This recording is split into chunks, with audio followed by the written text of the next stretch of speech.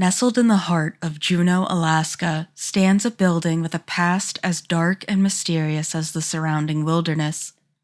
The Alaskan Hotel, a century-old establishment, is more than just a place to rest your head. It's a portal to another time, where echoes of the past still linger. Since opening its doors in 1913, this historic hotel has been a witness to joy, tragedy, and everything in between. But as the years have passed, something else has remained within these walls. Something not quite of this world. From tragic love stories that ended in bloodshed, to inexplicable encounters that defy all logic, the tales from the Alaskan Hotel are as chilling as the Alaskan winter.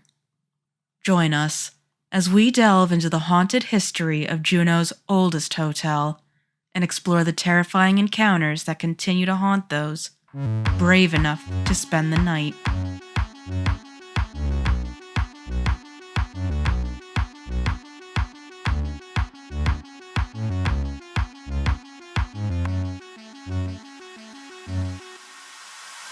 Hello everyone, and welcome to Wicked Encounters, where we explore just what goes bump in the night.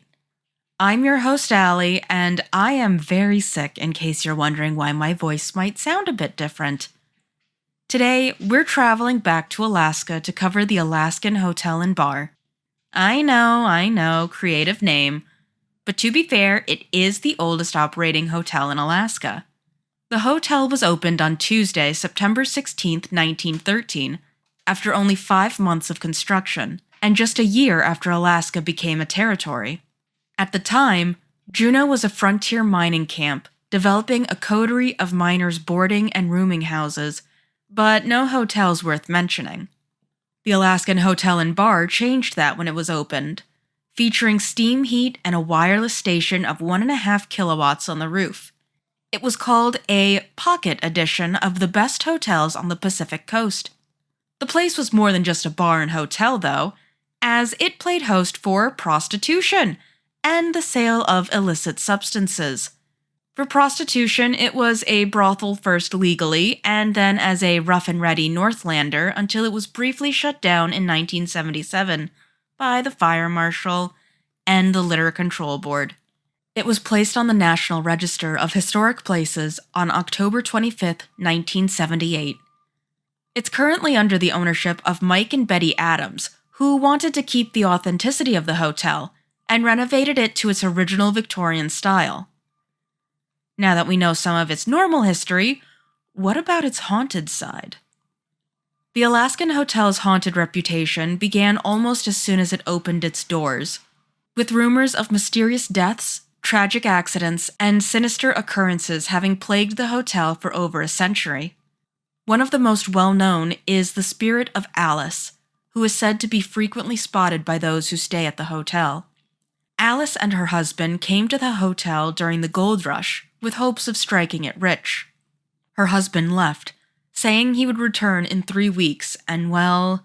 The lie detector determined that was a lie. Those 3 weeks came and went with no word from her husband. And Alice was quickly running out of supplies in the cold, harsh Alaskan territory. Desperate and broke, with no other way to support herself, Alice took to prostitution in order to stay alive. Shortly after she began being a working girl, her husband returned, finding Alice in her room with another man. Legend has it that, in his fury, her husband took his revolver that he carried with him and shot the man to death before killing his wife as well in room 219. Her ghost has been seen wearing the gown she was murdered in, and she apparently enjoys lingering in her death room, as well as rooms 218 and 318, with many guests who have stayed in those rooms, requesting to be moved in the middle of the night if they don't leave the hotel entirely. Guests aren't the only ones who've run into Alice, as staff members have reported feeling uneasy whenever they're in or near the rooms, and housekeepers report finding towels and other miscellaneous items moved or misplaced in the rooms. Scott Fry, who was the manager of the Alaskan Hotel for over 12 years, shared reports that he'd get from those who would stay in room 218. He said the following. Room 218. I'm used to people saying, "She's in my room." I've had people tell me that she was touching them, that they could see her sitting on the bed. A friend of mine told me if you walk up to the top of the stairs, you could see her in the mirror by 3:08. I've also had people tell me she was in the bar coming down the stairs. The bar has a lot of mirrors in it, and it's easy to see things out of the corner of your eye, especially if you're tired. While an occasional nuisance and a good little jolt of fright, Alice is much less terrifying than whatever lurks in room 315. On May 19th, 2007, a guided missile cruiser, the USS Bunker Hill, was in port due to leave the next day. A sailor from the cruiser emailed the hotel asking for the haunted room 315, which he was able to get the key for. Soon after the sailor had checked in, the Juneau police received a call about a disturbance at the hotel. Officer Chris Gifford, one of the responders to the call, recalled that the boat hadn't been docked for that long when he and his partner arrived at the hotel about 11:45. There had been a band playing in the bar as people directed the officers upstairs to room 315 that was locked. They had been knocking on the door, hearing screaming on the other side, when suddenly a man came up to them and whispered, "I think your guy just jumped out the window." Jill Weitz, a 22-year-old AmeriCorps volunteer, had been staying in the room below, where she heard yelling that she assumed came from the bar below, until she heard the glass shatter from above. And within moments, her own window shattered as well. Well, what had happened was, the sailor had jumped, or at least fallen through his window. Because the building next to the hotel was so close, his body ricocheted between the two, making him break more than one window on his way down. The police, having heard their guy just went through the window, broke down the door to find the walls covered in blood. In Gifford's own words, it looked like something very bad had happened in there, and he didn't know what it was, but it didn't look normal. Amazingly, the sailor survived his injuries. More than that, he was able to walk and made it to the street despite having injuries all over his body.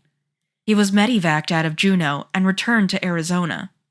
Navy officers arrived the following morning to investigate what had happened, but there wasn't much anyone could say. The only one who truly knows what had happened in that room that night is a Navy veteran who, at his own request, was put in the haunted room that nearly cost him his life, and perhaps a permanent spot at the hotel with the others. Fortunately, most of the supernatural encounters of the hotel are much less dangerous. A few orbs spotted here, a figure caught in the corner of someone's eye there, and dogs have been known to bark and raise their hackles at seemingly nothing. There's also a lingering feeling that something or someone else is in the room with you while you're alone. Because of these tales, the Alaskan Hotel and Bar in Juneau tends to have a problem keeping its staff, and it also secures its place in the top spot of Alaska's most haunted locations.